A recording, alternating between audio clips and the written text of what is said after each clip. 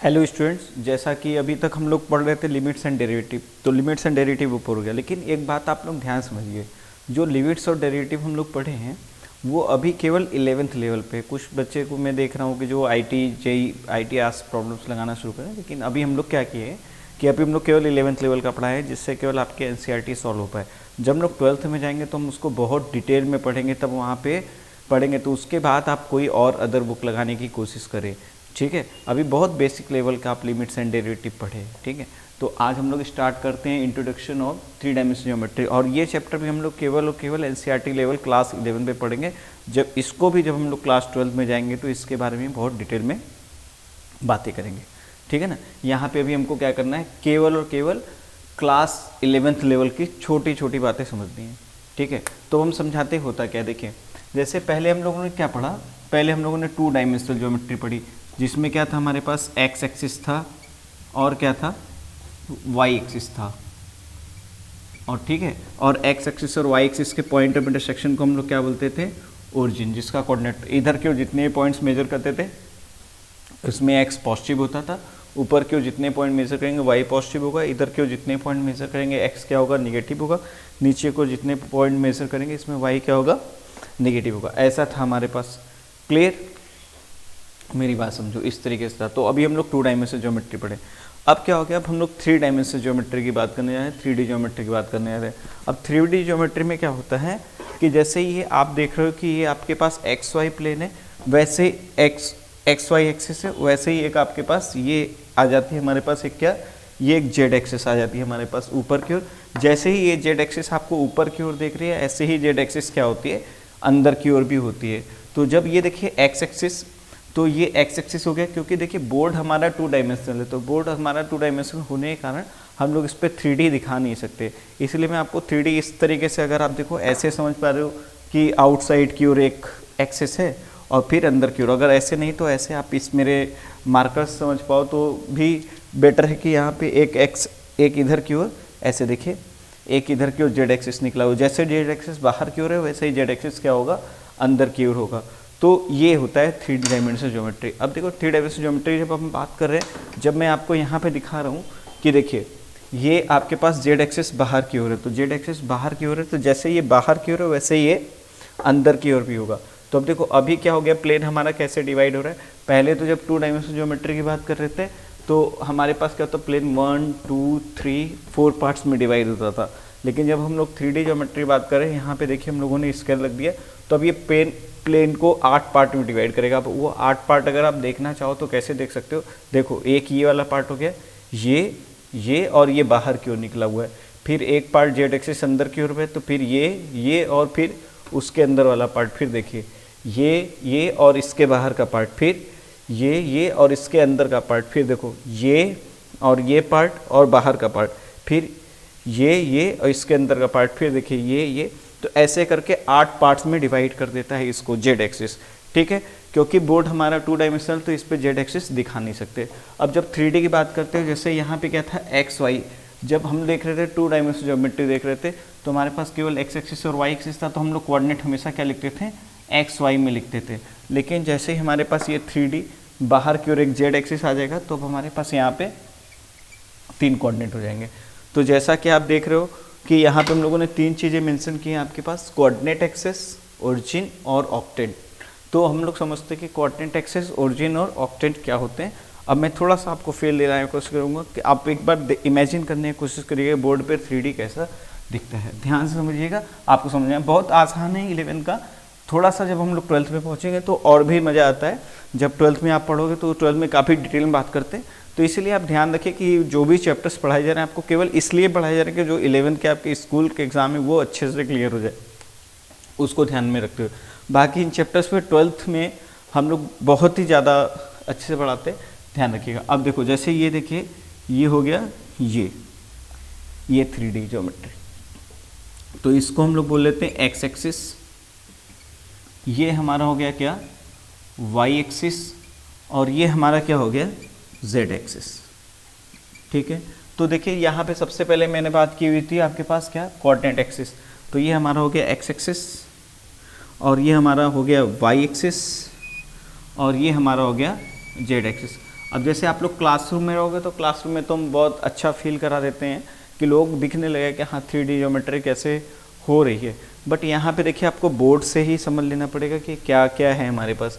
तो ये हो गया कोऑर्डिनेट एक्सिस बात। तो कोऑर्डिनेट एक्सिस तीन होंगी हमारी, x axis, y axis, z axis. उसके बाद ओरिजिन, ओरिजिन किसको बोलते हैं? अब देखिए ये एक्स एक्सिस, ये वाई एक्सिस और ये जेड एक्सिस, ये तीनों की तीनों एक्सिस जहाँ पे इंटरसेक्ट करती है, तो देखिए इन तीनों का इंटरसेक्शन पॉइंट क्या है? ये है। तो ये तीनों जहाँ पे इंटरसेक्ट करते हैं उसको हम लोग क्या बोलते हैं? ओरिजिन बोलते हैं। तो point of intersection of x axis, y axis and z axis is known as a origin. ठीक है, ओरिजिन किसको बोलेंगे?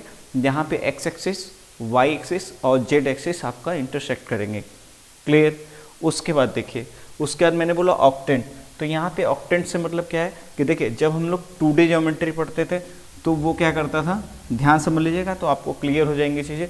जब हम लोग 2D ज्योमेट्री पढ़ते थे तो इसमें क्या होता था? एक्स एक्सिस होता था और क्या होता था? वाई एक्सिस होता था। तो जब एक्स एक्सिस होता था और वाई एक्सिस होता था तो इसको 4 पार्ट में डिवाइड करता था, इसको हम लोग क्वाड्रेंट बोलते थे। 1 2 3, first quadrant, second quadrant, third quadrant and fourth quadrant. इस तरीके से हम लोग बोलते थे कि ये क्वाड्रेंट है। लेकिन जब हम लोग 3D ज्योमेट्री पढ़ते हैं जहाँ पे हम लोग जेड एक्सिस की भी बात करने लगते हैं तो उस केस में देखिए आपके पास क्या होगा? आपके पास एक इस तरीके से करके हमारे पास जेड एक्सिस भी बाहर आ जाएगा। देखिए जैसे ये जेड एक्सिस यहाँ से आप देख रहे होगे, जिस तरीके से जेड एक्सिस बाहर की ओर है वैसे ही एक जेड एक्सिस क्या होगा? इसके अंदर की ओर होगा। तो अब इसमें देखिए 8 पार्ट बनना होगा। वो 8 पार्ट में आपको ऑक्टेंट एक बार विजुलाइज कराने की कोशिश कर रहा हूँ। देखिए ये हो गया, ये हो गया और बाहर की ओर निकला हुआ पार्ट, ये यहाँ से बाहर की ओर निकला हुआ पार्ट, फिर ये हो गया, ये हो गया, फिर अंदर की ओर निकला हुआ पार्ट, फिर ये हुआ, फिर बाहर के निकला हुआ पार्ट, फिर ये हुआ, इसके अंदर का पार्ट, फिर ये हुआ, बाहर का पार्ट, अंदर का पार्ट। तो इस तरीके से 8 पार्ट्स में डिवाइडेड होता है। तो उसी को हम लोग क्या बोलते हैं? ऑक्टेंट बोलते हैं। ठीक है, तो हमारे पास देखो क्या क्या समझ लिया हम लोगों ने। पहला तो कोऑर्डिनेट एक्सिस समझा, x axis, y axis, z axis हो गया। फिर उसके बाद हम लोगों ने देखा कि ओरिजिन क्या होता है? ओरिजिन होता है point of intersection of x axis, y axis and z axis. उसके बाद हम लोगों ने समझा कि ऑक्टेंट क्या होता है? ये जो x axis, y axis, z axis होते हैं ये प्लेन को 8 पार्ट में डिवाइड करते हैं। इसी को हम लोग क्या बोलते हैं? ऑक्टेंट बोलते हैं। इसको एक बार आप अच्छे से नोट कर लीजिए, तो फिर हम इसके आगे की चीज़ों पे बात करते हैं। एक बार अगर कहीं आपको प्रॉब्लम हो रही हो तो एक बार पीछे करके देखिए वीडियो को, तो आपको थोड़ी और क्लियर हो जाएंगी। लेकिन आप लोग अभी ये बात ध्यान रखेंगे हमेशा कि जो भी चीज़ें हम लोग लिमिट्स एंड डेरिवेटिव पढ़े, चाहे ये पढ़े, बहुत बेसिक लेवल की चीज़ें पढ़े। अभी इसमें बहुत हाई फाई क्वेश्चन के अंदर घुसने की जरूरत नहीं है। या तो कभी कभी क्या होता है, स्टूडेंट बहुत हाई फाई क्वेश्चन तो उससे जब सॉल्व नहीं होता उसको लगता है कि अच्छा ये तो नहीं पढ़ाया गया, ये तो बात वो नहीं है। हमको यहाँ पे लिमिट, जब 12th में आप पढ़ोगे तो 12th में हम लोग इस चीज़ों को बहुत ही अंदर जाके पढ़ाएंगे। फिर उसके बाद कैसा भी क्वेश्चन होगा आपसे सॉल्व होने लगेगा। आप इनको नोट कर लीजिए अच्छे से, तो फिर हम इसके आगे की बात करते हैं।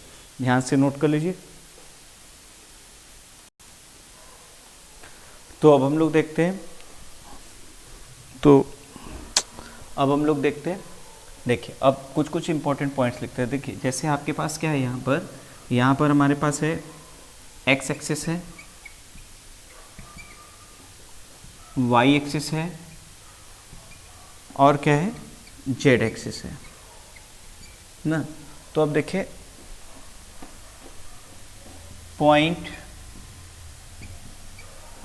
P, तो अगर कभी पॉइंट P लिखना हो तो हम लोग सिंपल से लिखेंगे एक्स वाई जेड। ठीक है, इस तरीके से एक जनरल पॉइंट अगर कभी लिखना हो तो आप P पॉइंट इससे एक्स वाई जेड लिख लेंगे। ठीक है, पॉइंट, अब देखिए अब ध्यान समझिएगा ये सारी बातें। पॉइंट ऑन एक्स एक्सिस, तो अगर कभी भी आपके पास point on x axis select करना है तो आप x, 0, ऐसा सेलेक्ट कर लीजिएगा। पॉइंट ऑन वाई एक्सिस, अगर x नहीं लेट करना अच्छा लगता हो तो आप ऐसे लेट कर लीजिएगा, अल्फा, 0। अगर point on y axis select करना हो 0, बीटा, 0। ठीक है, और point on z axis 0, 0, gamma, ऐसा लेट कर सकते हैं। अब देखिए क्या होता है। ठीक है, अब हम इसके आगे बात करते हैं। तो अब देखिए अगर हम लोग इसके आगे बात करेंगे तो देखिए इसमें क्या होगा कि ये तो हो गया पॉइंट। अब देखो अब ये क्या है कि इसको हम लोग जेड एक्सिस कर लेते हैं। जेड एक्सिस और ये आपका वाई एक्सिस है। ठीक है, अब देखिए, अब देखो ये देखिए, ये बना, ये आपका एक्स एक्सिस हो गया और ये आपका वाई एक्सिस, ये आपका जेड एक्सिस हो गया। तो इसको हम लोग बोलेंगे, ये जो प्लेन बनेगा इसको हम लोग बोलेंगे एक्स जेड प्लेन। ठीक है ना, ये आपका एक्स एक्सिस हो गया, ये आपका वाई एक्सिस हो गया। तो ये जो प्लेन बनेगा इसको हम लोग बोलेंगे एक्स वाई प्लेन। ठीक है, ये आपका वाई एक्सिस हो गया जेड, तो इसको हम लोग बोलेंगे वाई जेड प्लेन। तो point on x y plane. अब देखिए, कभी एक्स वाई प्लेन में आपको पॉइंट लेट करना है तो आप लेट करेंगे अल्फा कॉमा बीटा कॉमा 0। ठीक है, point on x z plane, x z plane में कभी लेट करना है तो अल्फा कॉमा 0 कॉमा गामा, और point on y z plane. तो कभी आपको पॉइंट वाई जेड प्लेन में लेट करना है तो आप लेट करेंगे 0 comma alpha comma 0 comma beta comma gamma. इस तरीके से हम लोग पॉइंट लेट करेंगे। तो आप लोग एक बार इसको भी नोट कर लीजिए अच्छे से, इसको एक बार वीडियो रोकिए और अच्छे से नोट कर लीजिए इन सबको। Point on x axis alpha comma 0, point on y axis let करना हो 0 comma beta comma 0, point on z axis let करना 0 comma 0, point on x y plane let करना alpha comma beta comma 0, point on x z plane let करना alpha comma 0 comma gamma, point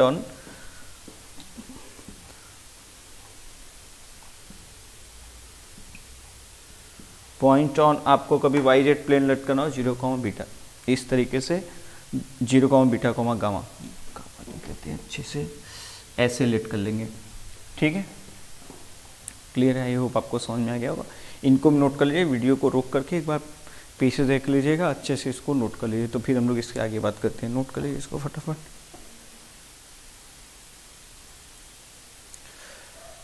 ये देखिए, अलग अलग octets में point का मतलब अलग अलग कोऑर्डिनेट्स में एक्स वाई जेड का साइन स्कीम है। मतलब कि एक्स वाई जेड का साइन क्या होगा। जैसे हम लोग कोई कोऑर्डिनेट लेट करेंगे, जैसे अगर हम बोलेंगे 2, 3, 4, आपसे मैंने पूछा कि ये किस कोऑर्डिनेट का पॉइंट होगा, तो आप सीधा सीधा बता देंगे देखो इसमें एक्स भी पॉजिटिव है, वाई 3 भी पॉजिटिव है और 4 भी पॉजिटिव है।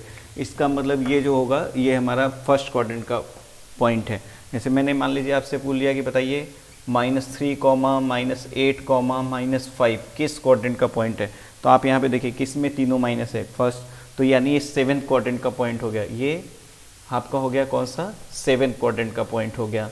ठीक है ना, ये और ये आपका किस कोऑर्डिनेट का हो गया, फर्स्ट कोऑर्डिनेट। तो ऐसे ही मान लीजिए कि कभी कभी आपसे क्वेश्चन ये पूछा जाता है कि आपका पॉइंट्स जैसे दे दिया जाएगा, आपके पास पूछा जाएगा कि 2, -3 एंड 4 किस कोऑर्डिनेट का पॉइंट है। तो 2, -3 और 4 किस कोऑर्डिनेट का पॉइंट हो गया, 2, -3, 4 आपका 4th कोऑर्डिनेट का पॉइंट हो गया। तो इस तरीके से आप बता सकते हैं। तो आप इसको एक बार नोट कर लीजिएगा कॉपी में अच्छे से, किस कोऑर्डिनेट में किसका क्या साइन स्कीम होता है, उसके अकॉर्डिंग आप इन पॉइंट्स को बता पाएंगे। Sign of points in the octants, इसको अच्छे से नोट कर लीजिएगा। देखिए ये बातें भी ध्यान रख लीजिए, जब हम लोग बहुत ही 12 में पहुँचेंगे और धीरे धीरे आप समझेंगे ना, तो किस तरीके से प्लेन को विजुलाइज करना चाहिए। जैसे देखिए एक्स एक्स एक्स, मतलब इसमें क्या है, एक्स भी पॉजिटिव है, एक्स ये हो गया, जेड ये हो गया और ये हो गया वाई। इस तरीके से एक्स जेड वाई, मतलब इसको ऊपर की तरफ, तो तीनों के तीनों क्या है, पॉजिटिव है। तो इस तरीके से आप इसको समझिए। क्लियर? आई होप आप इनको समझ गए होंगे। इनको नोट कर लीजिए अच्छे से कॉपी में, तो फिर हम इसके आगे की चीज़ों की बात करते हैं। ठीक है, तो अब हम लोग नेक्स्ट देखते हैं। नेक्स्ट है आपके पास, अब देखिए यहाँ से ध्यान से, डिस्टेंस बिटवीन 2 पॉइंट्स। ठीक है, डिस्टेंस बिटवीन 2 पॉइंट्स अगर देखेंगे तो हमारे पास देखिए, जैसे आपके पास एक पॉइंट है ए, x1, y1, z1 and B है आपके पास x2, y2, z2, ऐसे है x1, y1, z1, b x2, y2, z2, ये 2 पॉइंट्स हैं। इनके बीच का डिस्टेंस निकालना, तो d इक्वल्स टू कितना हो जाएगा, देखिए x2 - x1 का whole square plus y2 minus y1 का whole square plus z2 minus z1 का होल स्क्वायर। अगर आप 11 में देखें सबसे ज़्यादा इसी फॉर्मूले पे क्वेश्चन आपको मिलेगा, लेकिन जब हम लोग प्रश्न में बात करते हैं तो और भी चीज़ों की बात करते हैं। तो this the distance between 2 points. बस आप देखो याद करने का तरीका बिल्कुल सिंपल है, जो कि आप स्ट्रेट लाइन में आप याद क्यों डिस्टेंस बिटवीन 2 पॉइंट्स का, बस उसमें एक कोऑर्डिनेट और बढ़ा दीजिएगा z2 माइनस z1 का होल स्क्वायर। ठीक है, जैसे एक क्वेश्चन भी कर लेते हैं, find distance between the points 0, 0, 0 and -3, -4, 5 इनके बीच का डिस्टेंस निकालना है। तो सोल्यूशन देखिए, तो डिस्टेंस क्या हो जाएगा, -3, -0 का होल स्क्वायर प्लस -4, -0 का होल स्क्वायर प्लस यहाँ पे हो जाएगा क्या 5 -0 का होल स्क्वायर। तो कितना आ जाएगा देखिए आपके पास 9 + 16 + 25। तो ये कितना 9 + 16 + 25 √50। ठीक है, समझ में आया किस तरीके से निकाले, ध्यान से आप इसको नोट कर लीजिए, तो फिर हम लोग इसके आगे बात करते हैं। इस पे थोड़े से और क्वेश्चन करते हैं, आप पहले इसको नोट कर लीजिए, डिस्टेंस बिटवीन 2 पॉइंट्स।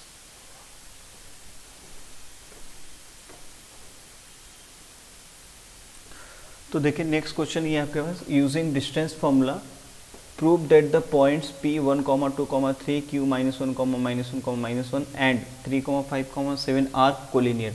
देखिए जब भी कभी 3 पॉइंट्स को आपको कोलिनियर दिखाना होगा तो आपको ये दिखाना पड़ेगा कि किसी दो डिस्टेंस का सम थर्ड डिस्टेंस के इक्वल हो रहा है।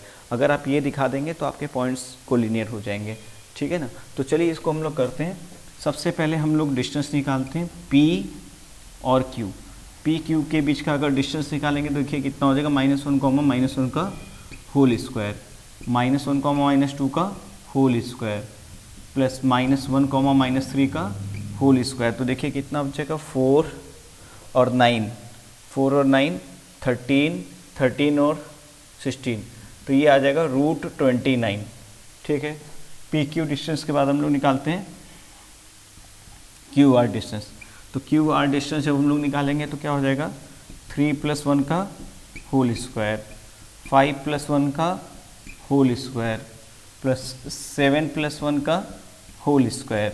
तो देखिए ये कितना हो जाएगा, 16 + 36, 16 + 36 कितना हो जाएगा, 52, 52 + 64, 52 + 64, तो 52 ये अच्छा कर लेते हैं इसको हम लोग, 16 + 36, 52 + 64, तो 64 को इसमें ऐड 116, तो 116, तो 116 को क्या ले सकते हैं 4 × 29, तो ये कितना हो जाएगा 2√29।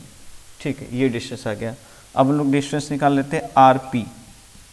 तो RP डिस्टेंस निकालेंगे तो हम लोग के पास देखिए कितना हो जाएगा, 1 - 3 का होल स्क्वायर, 2 - 5 का होल स्क्वायर प्लस 3 - 7 का होल स्क्वायर। तो कितना आ जाएगा देखिए आपके पास 4 + 9, 13, 13 प्लस ये √29। तो देखिए अपने पास क्या आ गया, अपने पास ये आ गया कि PQ + RP इन दोनों डिस्टेंस का सम हमारा किसके इक्वल हो गया, हमारा QR के इक्वल हो गया। Hence points are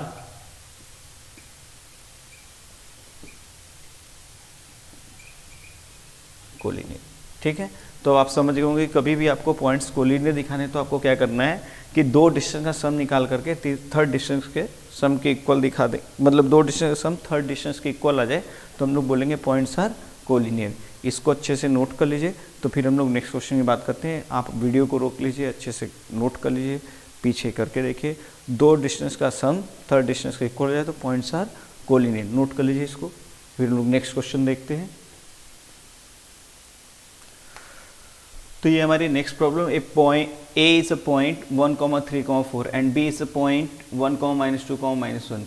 A point P moves such that 3PA equals to 2PB equals to find the locus of a point P. तो देखिए जब कभी भी ऐसा क्वेश्चन है लोकस फाइंड करना तो आप ऐसा करिएगा, देखिए सोल्यूशन, लेट पॉइंट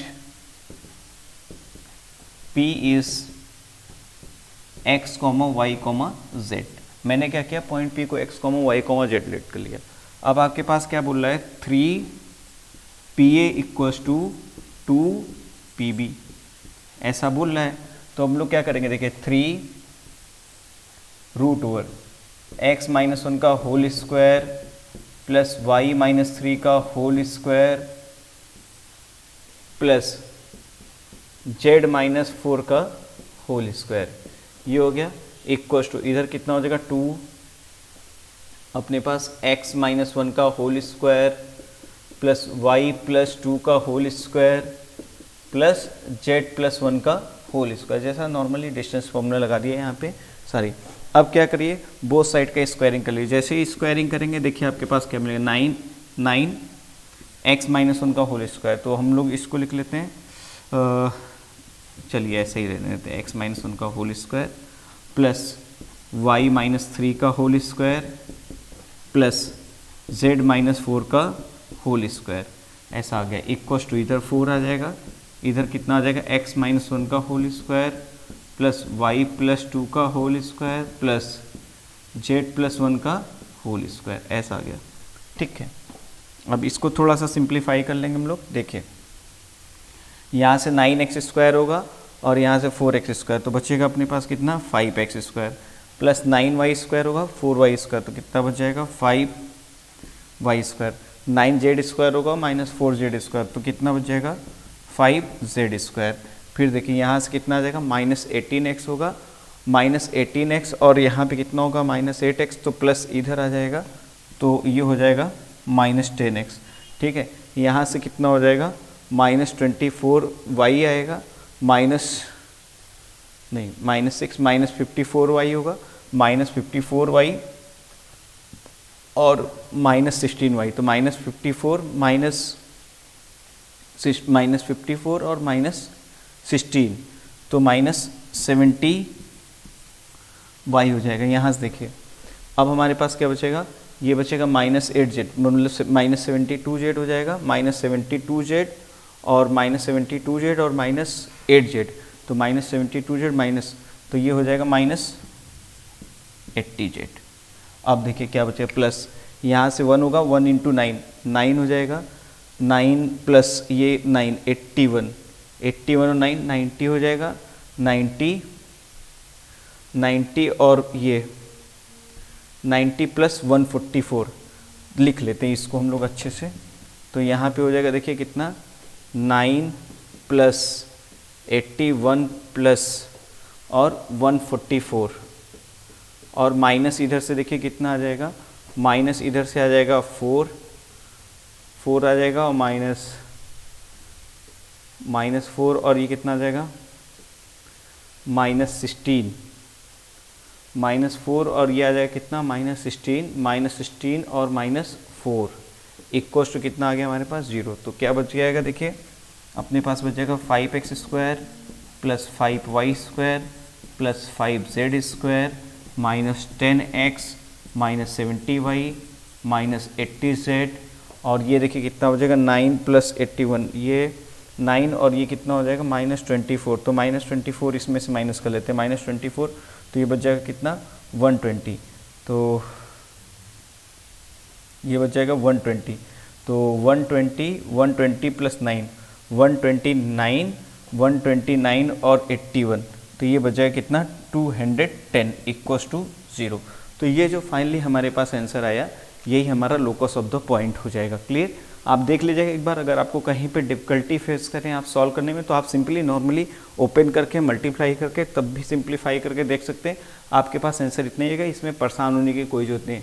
कुछ बच्चों में देखता हूँ जो जरा भी कैलकुलेशन नहीं करना चाहते और सीधे सीधे अगर उनको कोई बात नहीं समझ में आती तो सीधा उसको पूछ लेते हैं। मेरा ये कहना है कि अगर आपको मान लीजिए किस तरीके डायरेक्ट कैसे किया, तो एक बार आप क्या करेंगे, इसका होल स्क्वायर ओपन करेंगे, इसका होल स्क्वायर ओपन करेंगे, इसका होल स्क्वायर ओपन करेंगे, सबको मल्टीप्लाई करेंगे, फिर सब्ट्रैक्ट करके देखेंगे, तो आपको अपने आप दिखेगा कि सिंपल वे में आपका आंसर आ जाएगा। जल्दी से इसको फटाफट नोट कर लीजिए, तो हम लोग अपने नेक्स्ट प्रॉब्लम की ओर मूव करें। अच्छे से इसको नोट कर लीजिए। ठीक है, तो देखिए हमारा नेक्स्ट प्रॉब्लम क्या है, find the equation of set of points which are equidistance from the point 1, 2, 3 and 3, 2, -1। बोल रहा है कि उन पॉइंट का उस पॉइंट का लोकस बताइए जो इससे 1, 2, 3 और 3, 2, -1 से इक्वल डिस्टेंस पे है। तो हम लोग लेट कर लेते हैं, लेट सोल्यूशन देखिए, लेट ए इक्वल्स टू हम लोग लेट कर लेते हैं 1, 2, 3 and B equals to let कर लेते हैं 3, 2, -1 एंड पी पॉइंट लेट कर लेते हैं एक्स, जिसका लोकस निकालना है x, y, z। ठीक है, अब देखिए अकॉर्डिंग टू क्वेश्चन क्या बोल रहा है, P A equals to P B, this है अकॉर्डिंग टू क्वेश्चन। तो हम लोग यहाँ से थोड़ा सा और अच्छा कर लेते हैं, हम लोग लिख लेते हैं P A square equals to P B का स्क्वायर कर लेंगे, तो अपने पास देखिए कितना आ जाएगा, x -1 का होल स्क्वायर प्लस y -2 का होल स्क्वायर प्लस z -3 का whole square equals to x -1 का होल स्क्वायर प्लस y -2 का होल स्क्वायर प्लस यहाँ पर आ जाएगा z+1 का होल स्क्वायर, ऐसा आ जाएगा, ये आ गया। अब देख लेते हैं अगर यहाँ से कुछ कैंसिल हो सकता है तो उसको कैंसिल कर लेते हैं और फिर उसके आगे बात करते हैं। देखिए y -2 का होल स्क्वायर और y -2 का होल स्क्वायर, ये दोनों एक दूसरे से कैंसिल हो जाएंगे। तो हमारे पास क्या बचा, x -1 का, अच्छा ये x माइनस और ये x -3 का होल स्क्वायर का, ठीक है। तो ये x -1 का y -2 का, ठीक है, ऐसा हो गया y -2, हाँ ठीक है, ठीक है। अब देखिए थोड़ा सा इसको सिंप्लीफाई कर लेते हैं, x -1 का होल स्क्वायर माइनस x -3 का होल स्क्वायर, इसको एक साथ ले लेते हैं, z माइनस और प्लस z -3 का होल स्क्वायर माइनस z+1 का होल स्क्वायर इक्वल टू 0, इनको एक साथ ले लेते हैं। तो यहाँ पे x -1 प्लस x -3 और यहाँ पे x -1 minus x+3 plus z-3 plus z+1 और z -3 माइनस z-1 इक्वल 0। क्या किया मैंने, a square minus b square का फॉर्मूला लगा दिया। तो यहाँ से क्या बचेगा, यहाँ से आपके पास बच जाएगा 2x -4 और ये कैंसिल हो जाएगा, तो ये बच जाएगा कितना 2 प्लस यहाँ से देखो क्या बच जाएगा हमारे पास 2z -2 और z कैंसिल हो जाएगा, ये क्या बचेगा -4 इक्वल टू 0, ऐसा आ गया। तो अब देखिए इधर हमारे पास टोटल कितना बच गया 4 और ये बच जाएगा कितना 4 हो गया और ये बच जाएगा x -2 और यहाँ पे देखिए कितना बच जाएगा हमारे पास -8 और ये बच जाएगा कितना z -1 इक्वल 0। तो अगर यहाँ से देखेंगे तो हमारे पास कितना आ जाएगा x -2 minus 2z plus 2 equal to 0। तो फाइनल जो आंसर आएगा वो आएगा x -2z equal to 0। This the required locus of a point. ठीक है, ध्यान से इसको नोट कर लीजिए अच्छे से, तो फिर हम लोग इसके आगे की बात करते हैं। अच्छे से नोट कर लीजिए, बहुत आसान सी प्रॉब्लम थी। इस तरीके देखिए 2 प्रॉब्लम हम लोग करके तो आपको एक आइडिया हो गया होगा कि किस तरीके से हम लोग क्वेश्चंस को अप्रोच करेंगे। देखिएगा आपके एनसीईआरटी में कुछ क्वेश्चंस ऐसे होंगे जिनमें लोकस फाइंड या पॉइंट्स के बीच में रिलेशन फाइंड करना होगा, तो उनको इसी तरीके से हम लोग सॉल्व करेंगे। इसको अगर आप लोग अच्छे से नोट कर लीजिए वीडियो को रोक करके, तो फिर हम लोग नेक्स्ट प्रॉब्लम की बात करते हैं। अच्छे से इसको नोट कर लीजिए आप लोग पहले। तो देखिए ये हमारे नेक्स्ट प्रॉब्लम है। So that the 0, 7, 10, -1, 6, 6 and c, -4, 9, 6 are the vertices of a right angle triangle. ये आपको दिखाना है कि ये राइट एंगल ट्रायंगल के वर्टिसेस हैं। तो देखिए इनको करने का तरीका क्या होता है, बहुत सिंपल सा तरीका है सोल्यूशन। आप लेट कर लीजिएगा सबसे पहले, let a equals to 0, 7, 10, b equals to -1, 6, 6 and c, अच्छा ये तो गिवन ही है लेट, अच्छा ये एक्चुअली मैंने, ठीक है चलो -4, 9, 6 ऐसा हो गया हमारे पास। लेट करने की जरूरत नहीं, यहाँ पे ये लिख लीजिए a b एंड c इस तरीके से गिवन है, ठीक है। तो हम लोग एक एक करके डिस्टेंस फॉर्मूला लगा के इनके बीच के डिस्टेंस निकालेंगे। देखिए जैसे ही डिस्टेंस निकालेंगे यहाँ पे देखो क्या हो जाएगा, 0 + 1 का होल स्क्वायर +7 - 6 का होल स्क्वायर +10 - 6 का होल स्क्वायर। तो ये 1 बचेगा, यहाँ से 1 बचेगा, और ये 10 - 6 है तो यहाँ से 16 बचेगा। ये कितना आ जाएगा, √18, ठीक है ये आ गया। फिर हम लोग BC डिस्टेंस निकाल लेते हैं। BC डिस्टेंस निकालेंगे, देखो कितना आ जाएगा, -1, +4 का होल स्क्वायर 6, -9 का होल स्क्वायर 6, -6 का होल स्क्वायर। तो ये कितना बच गया, 9 आ गया, और ये कितना हो गया, 9 आ गया। तो ये भी आ गया अपना कितना, √18, ठीक है। इसके बाद हम लोग CA डिस्टेंस निकाल लेते हैं। तो CA डिस्टेंस निकालेंगे तो देखिए अपने पास कितना आ जाएगा, अपने पास -4, -0 का होल स्क्वायर और 9, -7 का होल स्क्वायर +10, -6 का होल स्क्वायर। तो देखिए यहाँ से क्या बचेगा 16, यहाँ से क्या बचेगा 420, और यहाँ से क्या बचेगा 16। तो ये आ जाएगा रूट में कितना, 36। तो अगर आप देखेंगे यहाँ पे तो AB का स्क्वायर प्लस BC का स्क्वायर इक्वल्स टू कितना आ जाएगा, 18 + 18 इक्वल्स टू ये कितना हो गया 36। इसका मतलब इक्वल्स टू CA का स्क्वायर। तो क्या मिल गया अपन लोग के पास, AB का स्क्वायर प्लस BC का स्क्वायर, और मिल गया क्या अपने पास CA का square. Hence Pythagoras theorem satisfy किया। तो हम लोग बोलेंगे triangle is right angle triangle. I hope आज ये समझ गए। इसी तरह देखिए आपको स्क्वायर का, पैरेललोग्राम का ये देखने का क्राइटेरिया बोला जाएगा तो आप इसको निकाल लीजिएगा। कोलिनियर देखने का बोला जाएगा तो कोलिनियर देख लीजिएगा। इस तरीके से हम लोग क्वेश्चन करेंगे। आई होप आज की चीज़ें आप समझ पाएंगे कि कोऑर्डिनेट एक्सिस क्या होता है, प्लेन क्या होता है, ऑक्टेंट क्या होता है, ऑक्टेंट के साइन क्या होते हैं, डिस्टेंस फार्मूला कैसे है, डिस्टेंस फार्मूला का यूज़ कैसे करते हैं, ये बातें आपको समझ में आ गई होंगी। तो हम लोग आज इस पहले लेक्चर में हम लोग इतने पे ही रोकते हैं। आप इनको अच्छे से समझिए, देखिए और करिए। देखिए जितने भी चीज़ें पढ़ाई जाएंगे 11 लेवल पे, 12 लेवल का क्वेश्चन अप्रोच करने की कोशिश नहीं करेंगे। जब हम लोग 12th में आएंगे तो इन पे बहुत डिटेल बात करते हैं, ठीक है। तो यहीं पे आप पे अपना लेक्चर एंड करता हूँ। Thank you very much. सभी लोग मस्त रहिए और सेफ रहिए।